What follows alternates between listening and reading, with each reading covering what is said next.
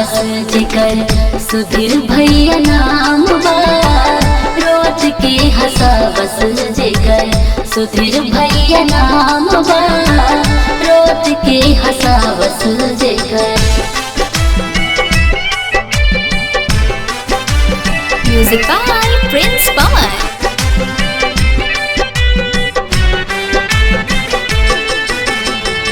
इनके दरबार में दुखवा उड़ाला। क्षेत्र में इहे बात के चर्चा सुनाला। ए भैया रउआ सभे तई दरबार के प्रत्यक्ष रूप से जानत है। इनके दरबार में दुखवा उड़ाला। क्षेत्र में इहे बात के चर्चा सुनाला। दर्द जे सुनावे हवा, दर्द जे सुनावे हवा, मिलत आराम बा।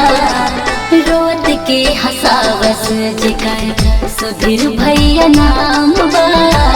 रोत के हसावस जेकर सुधीर भैया नाम बा। रोत के हसावस जेकर।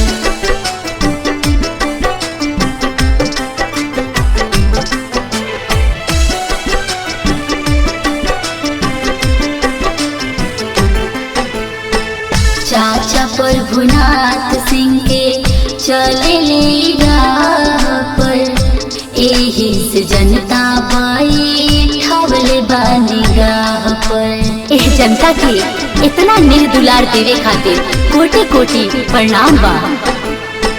चाचा प्रभुनाथ सिंह के चले ले राह पर।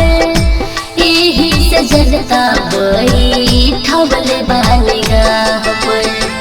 प्रिंस पवन डाली कहे, प्रिंस पवन डाली कहे, जानत जहान बा।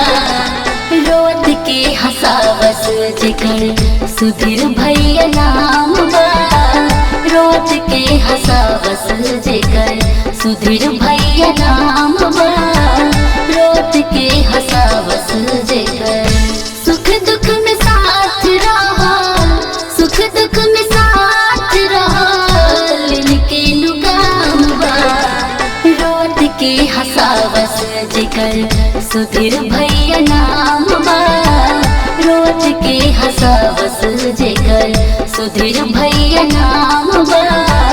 रोत के हसावस जेकर। माही डिजिटल रिकॉर्डिंग स्टूडियो छपरा।